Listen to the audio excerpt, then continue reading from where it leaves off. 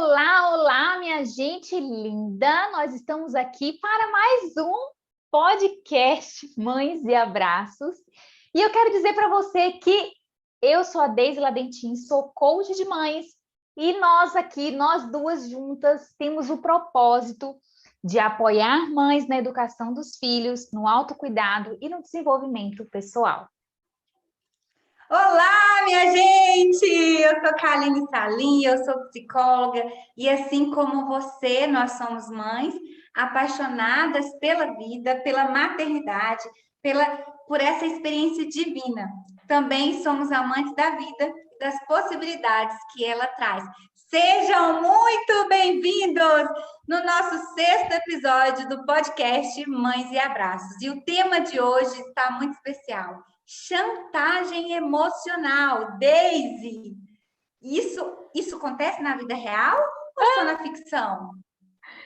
Se acontece, né, minha gente? Acontece muito, acontece muito. Eu confesso para vocês que enquanto eu estudava sobre esse assunto, eu fiquei um tanto quanto chocada e aterrorizada. Como é comum nós utilizarmos a chantagem nos nossos relacionamentos e o quanto eu pude também relembrar memórias da minha infância, da minha adolescência e o quanto eu vivenciei esses ambientes e os diversos tipos de chantagem. Uma das coisas que mais me chamou a atenção, hoje, no meu presente, isso não é muito comum aqui na minha casa, né, no meu relacionamento, por exemplo, com meu esposo, mas eu reconheço que às vezes a gente usa chantagem emocional com o Pedro, com o nosso filho de 5 anos. E não é algo assim aterrorizador quando a gente estuda, porque às vezes a chantagem ela é usada de uma forma muito agressiva e, como é que eu posso dizer? E constante. Mas, sabe, eu percebi que a gente utiliza a chantagem emocional quando a gente já não sabe mais o que fazer. Quando a gente quer, pelo menos aqui em casa, quando a gente quer, já conversou, já negociou, e às vezes o negócio não vai, não anda, mas não anda em que sentido? No sentido de fazer com que o Pedro faça exatamente aquilo que a gente quer que ele faça. E aí é uma questão muito importante da gente problematizar, porque a gente usa a chantagem emocional como se não houvesse mais outras formas de lidar com os desafios, de lidar com as questões do nosso cotidiano. Então, a gente vai conversar, fica aqui com a gente vai discutir mais sobre isso, e a gente vai também explorar outras formas que a gente tem para desenvolver essas habilidades relacionais, de comunicação e também de autoconhecimento, porque usar a chantagem emocional fala da gente. Fala do que a gente mobiliza para que o outro faça aquilo que a gente quer que ele faça, por conta de nossas necessidades. Então, fique aqui com a gente até o final. O que eu achei interessante é que não acontece, né, só na vida, na televisão, mas acontece na vida real. E nas nossas relações, nós às vezes ocupamos esses lugares, ou de chantagista ou de chantageado, em maior ou menor grau. E aí, quando a gente fala de chantagem emocional, você imagina aquela cena da novela em que o vilão, ele descobre um segredo da mocinha e ameaça a mocinha. Se você não fizer aquilo que eu quero, eu vou contar para todo mundo teu segredo. E aí passa a novela inteira a mocinha, né, comendo na mão do vilão. Até que um dia ela decide se libertar porque ela já não aguenta mais essa situação de chantagem, porque a chantagem, ela tira a tua paz interior, uma relação que tem a chantagem emocional é uma relação de você se anula completamente, você passa por cima dos seus valores, seus princípios, os seus limites, para fazer aquilo que o outro quer, o outro espera de você, né? O que o outro pede para você. Então, há um anulamento dentro dessa relação. Então, você não está inteira, você está ferida, você está adoecida, você está pela metade. Né? Você não está vivendo uma relação autêntica, né? Mas como se fosse realmente uma vítima como se fosse realmente uma presa, né, amedrontada e com essas sensações de terror, de medo, de culpa, de vergonha, de angústia, de ansiedade. E aí, o dia que a mocinha ela decide interromper essas chantagens, né, tudo começa a mudar. E essa não é uma característica apenas da ficção, mas é algo que acontece dentro das nossas relações, da nossa relação com o nosso filho, da relação com o marido, da relação no trabalho, com os nossos amigos, no dia a dia, né? No cotidiano mesmo. Mas a gente não percebe que o que a gente faz é chantagem emocional e nem percebe quando o outro faz chantagem emocional com a gente, quando a gente está nesse lugar de chantageado, correspondendo com as vontades e expectativas do outro. Então, por isso que é muito legal esse tema, eu adorei, porque é o momento da gente olhar para o que é isso, dar nome, identificar. Opa, peraí, isso que fulano está fazendo comigo é chantagem emocional. Olha, isso que eu estou fazendo com meu filho, a educação tradicional, ela é baseada em ameaças, em castigos, em recompensas, ela é baseada na chantagem emocional. Como o Deise colocou aqui. Então, na hora que o meu filho não faz aquilo que eu quero, eu uso se. Se você não fizer, você vai apanhar. Você vai ficar de castigo. Eu vou tirar seu videogame. Não vou gostar mais de você. Eu vou ficar triste com você. Você está me decepcionando. Ou se você fizer o que eu quero, eu vou te dar uma recompensa. Né? Eu vou te dar um elogio. Né? Que menina orgulhosa. Eu tenho muito orgulho de ser sua mãe. Ou seja, é uma relação frágil, é uma relação que é construída na superficialidade e uma relação doentia, especialmente para quem é chantageado, para quem sofre, né? Tendo que passar por cima de si, se anular para fazer o que o outro quer. E você de repente pode ser que você esteja se perguntando, e qual é o problema de usar a chantagem emocional para que o outro faça aquilo que eu quero? Quando a gente usa chantagem emocional para fazer o que o outro quer, a gente desrespeita os limites da relação, os limites do outro, e a gente coloca o outro numa caixinha como se ele só existisse para fazer a minha vontade, a sua vontade, e ao mesmo tempo condiciona o amor àquilo que a pessoa faz ou deixa de fazer por você. Então, quer dizer que você só ama o seu filho se ele dobrar o uniforme quando voltar da escola? Você só ama o seu filho se ele deixar o quarto arrumado? Se ele sempre te disser sim? E aí você pode parar para pensar, o que você está ensinando para ele? Qual a maneira de viver, de se perceber e perceber o outro, ao ensinar que ele só pode dizer sim? Quais são os limites que ele tem na relação com você e com os outros? Porque nós temos, às vezes, por mais que a gente ame alguém, o fato da gente amar alguém, ter afeto, querer cuidar, querer o melhor para o outro, isso não significa que eu tenho que me anular pelo outro, que eu tenho que abandonar todo o meu querer, o meu desejo, a minha vida por conta do outro. E a chantagem emocional mobiliza exatamente esse tipo de verdade, né? Verdade entre aspas. Ou seja, eu só amo o outro, eu só sinto que sou amada se o outro sempre me diz sim, ou se o outro sempre faz o que eu quero, se ele vai aonde eu quero que ele vá, se ele me acompanha em X, Y lugares ou compromissos. Então, uma das coisas que está implícita aqui é a nossa dificuldade de lidar com o não. E a confusão que a gente faz com o amor, porque a gente acha que o amor é isso, né? É o tempo todo estar em função do outro, o tempo todo sem nenhum tipo de limitação pelo outro. A chantagem emocional, ela é aprendida na infância.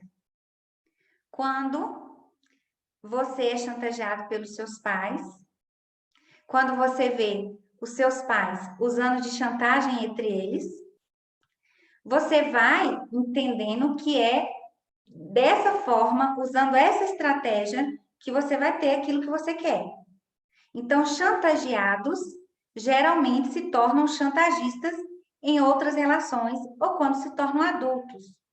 Então, é um padrão comportamental que vai se perpetuando, né, de geração em geração. É um ciclo que vai passando de geração em geração. E aí, como que a gente vai quebrar esse ciclo de chantagem emocional? Quando a gente nomear o que a gente está fazendo, perceber os efeitos danosos, né, os prejuízos que a chantagem emocional tem na vida de quem sofre do chantageado. Então, a gente precisa ver os prejuízos que ele vai ter, né? Principalmente as crianças, porque a criança, gente, ela é diferente do adulto, ela precisa de alguém para poder defendê-la. Quando você está na relação, quando você é adulto e você está numa relação de chantagem emocional, você fala assim, não, peraí, peraí, você vai começar a colocar borda naquela relação e falar para o outro assim, não, você pode ir até aqui, mas daqui você não pode passar. Mas a criança, ela não tem capacidade emocional, cognitiva, maturacional, para poder se colocar dentro dessa relação, se posicionar. Então, ela vai sofrer com aquilo, né? E os efeitos, eles podem ser, assim, efeitos na socialização, porque essa criança, ela pode apresentar, tanto na infância quanto na vida adulta, dificuldade de se relacionar com o outro, porque ela vai estar, assim, sempre naquele medo de que, ou no senso de obrigação, que eu tenho que corresponder com que aquilo que o outro pede. No livro Chantagem Emocional, a autora, ela traz um exemplo, e no livro também, Conversas Corajosas, de Elisama Santos, tem um capítulo especial só sobre chantagem emocional, e elas compartilham inúmeros exemplos de pessoas com problemas de relacionamentos. E aí, quando elas vão fazer terapia, elas identificam que aquele modo de relação foi aprendido na infância, e continua permanente na vida dela e nas relações dela. Ela não se livrou daquele padrão de relacionamento que ela teve com os pais, por exemplo. Então, conta o caso de um homem que ele tinha dificuldade de dizer não para a esposa. E aí, conversando com a terapeuta identificou que essa dificuldade não era porque a mulher era uma chantagista, era porque ele teve uma mãe chantagista e ele cresceu aprendendo a dizer sim para essa mãe. Quando ele dizia não, a mãe ficava nervosa, ficava desapontada, ficava chateada, ficava indiferente. E ele sofria muito com esse silêncio da mãe, com essa rejeição da mãe, né, com essa punição da mãe. Então, ele se via sempre na obrigação de dizer sim para tudo que a mãe pedia. E aí, quando ele se casou, ele se via nessa prisão de sempre estar dizendo sim, correspondendo com os desejos da esposa. E aí, na terapia, ele conseguiu identificar, peraí, não é a minha esposa que está exigindo isso de mim, sou eu que estou me colocando nessa situação, porque foi um padrão comportamental aprendido durante toda a minha vida.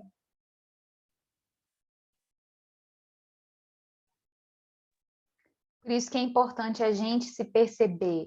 E quando a gente observar que estamos usando a chantagem emocional como uma forma de manipular, seja uma criança, seja um outro adulto, a gente precisa se perguntar e se vulnerabilizar.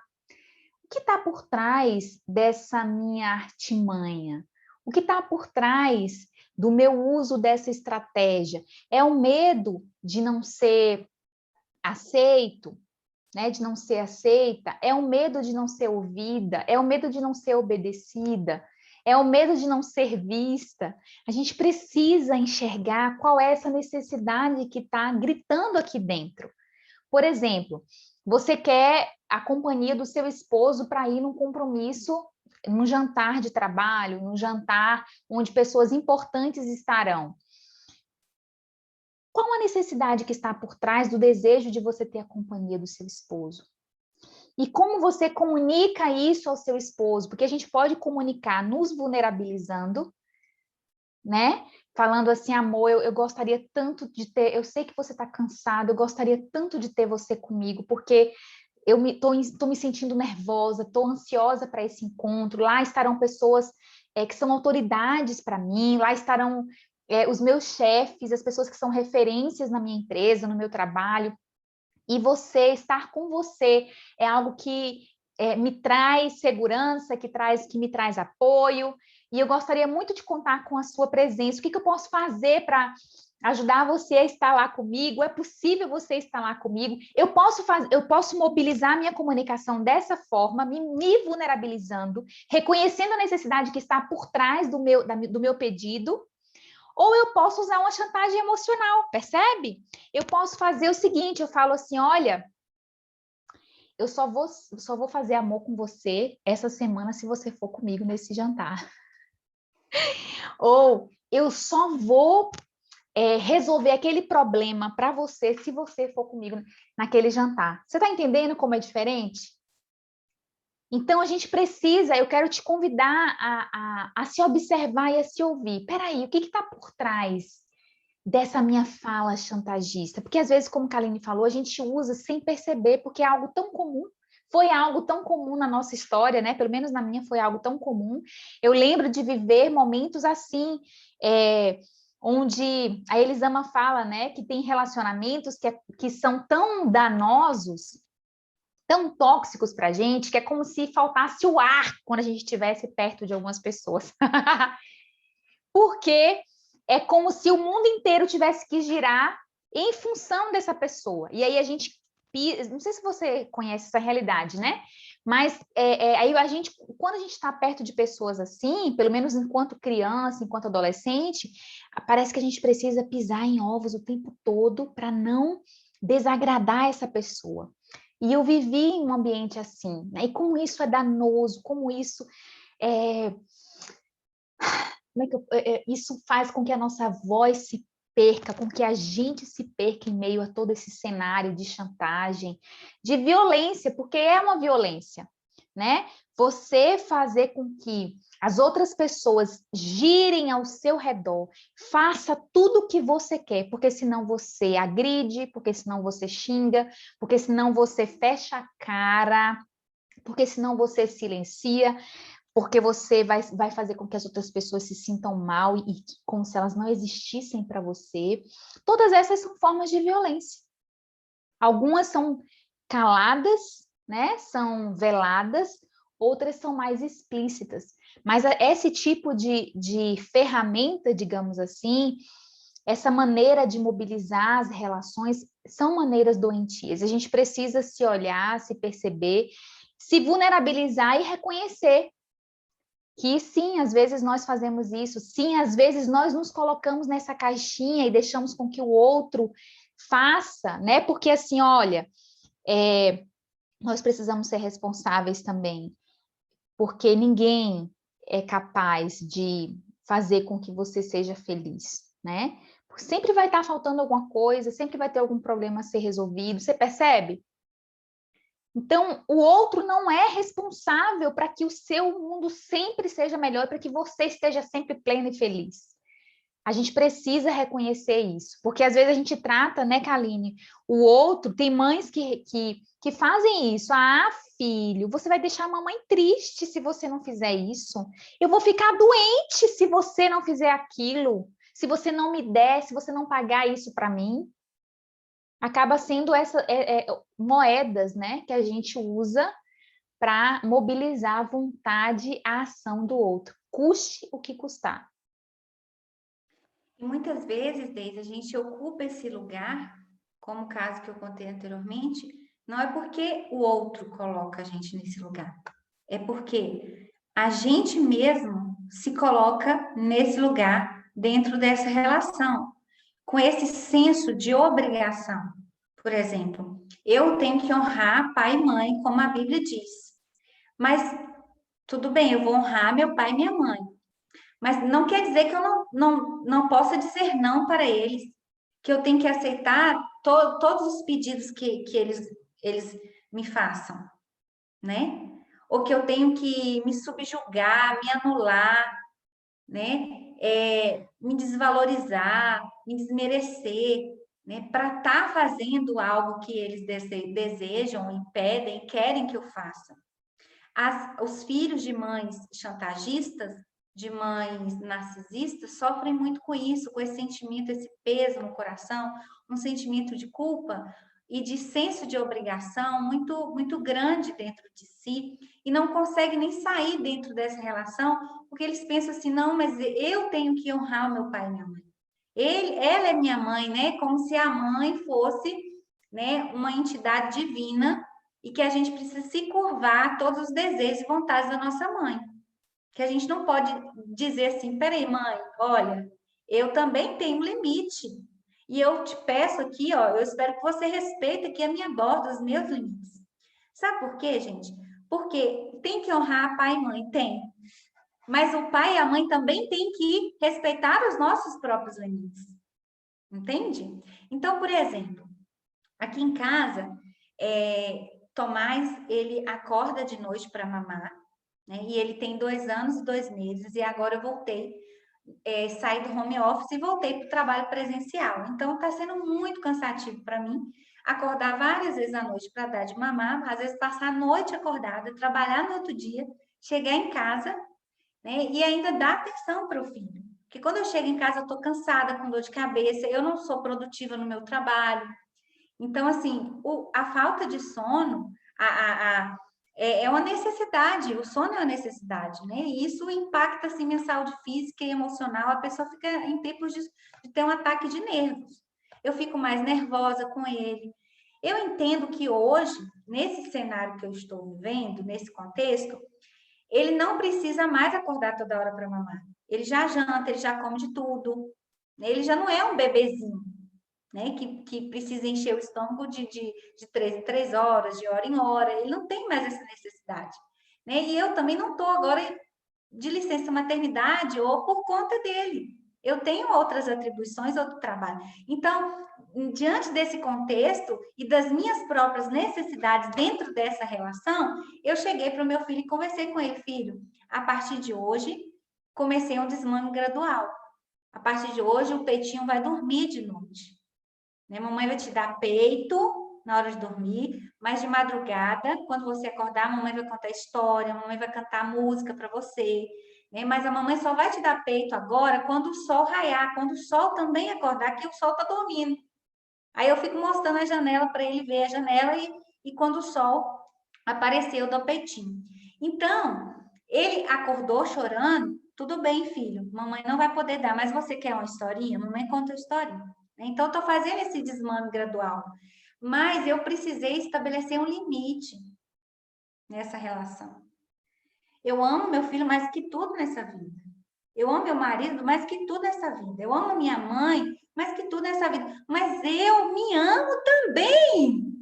Eu também preciso mostrar para o outro que eu tenho bordas, que eu tenho limite, que eu mereço, eu sou digna de respeito e de consideração dentro dessa relação. Fala assim, peraí, você pode ir até aqui, mas daqui você não pode passar, porque aí você vai me ferir, né? E aí, então assim, essa questão de limites, ela é necessária e não é o outro que vai colocar, meu amor. Não é o chantagista que vai virar para você e vai falar assim, ai, que dó, coitada, né? Tá se anulando dentro dessa relação, eu vou parar de fazer chantagem com ela. Não! Somos nós, as pessoas que estão sendo chantageadas, que vão dizer assim: pera aí, que nem Vera Verão, Vera Verão, opa, epa, aqui não, aqui não, aqui tem limite, aqui tem borda, você precisa respeitar essas bordas. É você que tem que dizer não à chantagem emocional. É você que precisa dizer para o outro que você ocupa 50% dentro dessa relação, que você não é responsável por mais que 50%. Quando as pessoas falam assim que, mas você vai fazer isso comigo, eu não acredito. Né? Como se você não pudesse dizer não para a pessoa, que você sempre tivesse que dizer sim, porque o não vai ferir a outra pessoa. Mas antes do não ferir o outro, está ferindo você. Você não está inteira dentro dessa relação. Você está pela metade, você está adoecida. Então, a gente precisa cuidar e estabelecer limites que protegem o nosso querer e a nossa responsabilidade dentro dessa relação. E a mulher é um desafio muito grande para a mulher, porque a gente, muitas vezes, né, a gente cresce ocupando esse lugar de boazinha, de que a gente tem que ser boa filha, que a gente tem que ser boa companheira, que uma boa esposa faz tudo isso, que entrega na mão, que está disposta sempre a fazer tudo pelo marido e pelos filhos. Às vezes a gente cresce ouvindo isso e a gente tem muita dificuldade de estabelecer esses limites. E eu quero te falar, não é sustentável permanecer em relações que não existem limites, onde você não se observa, onde você não se cuida, onde você não estabelece aquilo que é saudável para você. E como Kaline disse, se você não fizer isso por você, ninguém mais vai fazer. Então, esse podcast é um convite para que você se perceba, sabe? Tem uma pergunta que mexeu profundamente comigo, que está dentro desse capítulo do Conversas Corajosas, né, que a Elisama escreveu, que ela fala sobre isso, né? Onde está a vida nessa conversa? E quando você se observar em conversas assim, onde você se sente esmagada, ou em relacionamentos onde você se sente esmagada, achatada, diminuída, impossibilitada, se pergunte: onde é a vida aqui? Cadê a minha vida? Cadê a minha alma? Essa semana eu ouvi sobre isso também, né, de uma outra forma. A pessoa falando assim que muitas vezes a gente adoece porque a gente quer fazer com que a nossa alma caiba dentro de várias caixinhas, mas não cabe. E aí adoece porque não cabe, a alma não cabe lá. Não cabe na vergonha, não vai caber nessa culpa, nessa obrigação do tenho quê, por que me disseram X, porque eu sou mulher. Não vai caber e você vai adoecer mesmo. Então, e aí você não vai ser possível nem de você viver, no sentido de ter vida mesmo, alma, alegria passando no seu coração, na sua vida, no seu jeito de ser. Entendeu? E não vai ter como você promover isso na sua casa, em qualquer lugar que você viva, em qualquer lugar que você esteja. Você já percebeu que tem pessoas que são o tempo todo sisudas, mal-humoradas, que parece que tem prazer em pisar no outro, em desfazer do outro?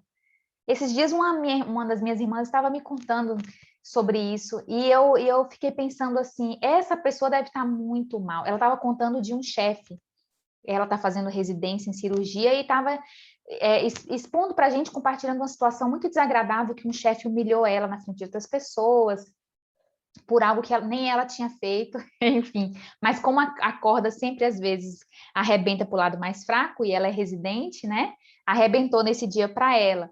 E eu fiquei pensando sobre isso, eu falei assim, as pessoas doentes, elas adoecem os outros, é isso que elas espalham, morte, porque elas estão mortas por dentro.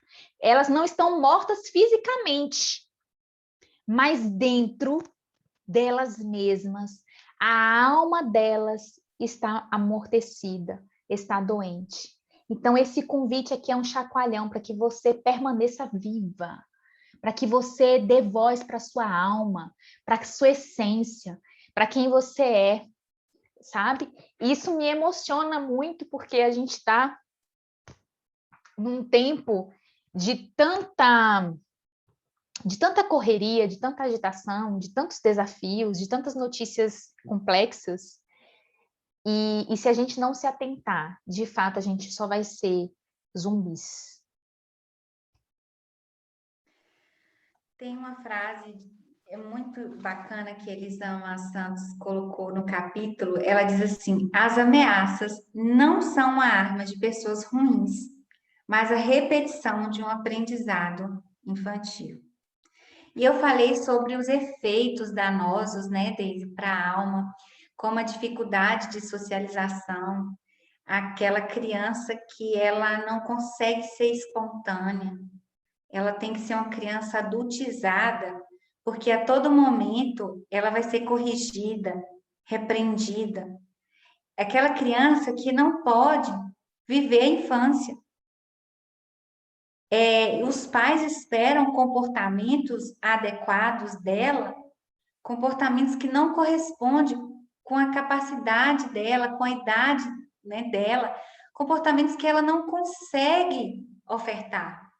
Mas não é porque ela não queira, é porque ela não dá conta fisiologicamente, emocionalmente, cognitivamente, que o cérebro dela ainda está em construção, em formação, que ela não tem ainda um repertório suficiente, né, ferramentas suficientes para corresponder a esses comportamentos, né, que esperamos e exigimos deles. Então, a gente tem que olhar para a nossa criança e permitir essa criança viver a sua infância. Porque senão uma criança tolhida será um adulto reprimido. Né? A criança não pode sentir, a criança não pode expressar seus sentimentos, emoções. É feio. Menino não chora. Que coisa feia. Para de chorar. Engole o choro. Ou seja, ele vai reprimindo todo aquele sentimento, as emoções, a dor e o sofrimento, e aquilo vai sufocando dentro dele, e ali, ó, vai fermentando dentro dele, vai gerando morte. É uma criança, é uma criança sem vida, sem autenticidade, sem espontaneidade. Ela vive, mas uma vida não é a vida da infância, é a vida que ela imagina que os pais esperam que ela viva. Então, é aquela criança que ela tem que andar dentro dos trilhos. Ela tem que ser aquela pessoa que os pais desejam que ela seja. E não ela mesma. Não é permitido a criança ser. Não é permitido o eu da criança viver, o eu da criança aparecer. Não. Ela tem que estar sempre ali. Se omitir, né? Esconder o que ela sente, porque senão ela vai ser corrigida, repreendida, vai apanhar, vai ser punida. E aí, quando cresce, e tanto na infância quanto na vida adulta, vem esses efeitos danosos. São dificuldades de se relacionar. A pessoa desenvolve um apego inseguro. Ela não consegue confiar nos outros. É um apego inseguro evitativo. Ela vive sempre ali na defesa. Evita o contato. Eu não vou me relacionar com fulano, não vou relacionar com ninguém. As pessoas não são confiáveis. As pessoas não nos acolhem. As pessoas nos punem, nos julgam, nos culpam. Eu não vou me relacionar com ninguém. Né? Dificuldades de autoestima. Ou seja, ela, igual você colocou, ela precisou se anular tanto que ela não sabe, ela se perdeu dentro do desejo do outro, que ela não sabe nem quem ela é. Ela não reconhece a própria identidade. E ela vive uma vida que não é a vida dela. Não foi permitido ela sentir, não foi permitido ela viver. E aí chegou o grande dia.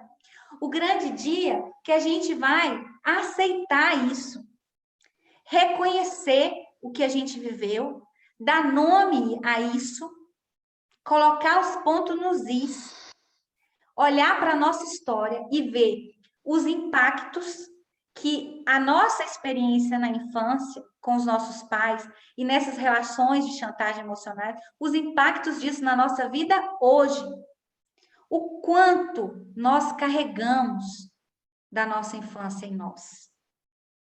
Às vezes a gente está até presa ainda presa nesse padrão comportamental, né? E aí a gente precisa se libertar. Mas como que eu faço isso, Kaline? Tem uma frase de Jung que ele diz assim: o que negamos nos subordina, o que aceitamos nos transforma. Aceite a sua história. Reconheça a tua história e reescreva uma nova narrativa para a tua vida, com novas decisões, com novas escolhas, com novas oportunidades de ser quem você pode ser. E de trazer à tona, de trazer à vida aquela pessoa que está dentro de você, aquela pessoa que você é de verdade. Isso vai impactar na nossa relação com o nosso marido, com os nossos amigos e especialmente na nossa relação com os nossos filhos, porque não vamos fazê-los de vítimas, assim como muitas vezes nós fomos. Não vamos ser chantagistas, ferindo os nossos filhos com aquelas armas que nos feriram um dia. Linda, obrigada pela sua presença, obrigada pela sua atenção. O nosso desejo é que essas palavras fiquem ecoando no seu coração de uma forma tão grande e poderosa, que te leve a dar passos, esses passos que Kaline comentou aqui, passos de autoaceitação, passos de autoconsciência, que vão levar você para uma nova vida, eu tenho certeza disso.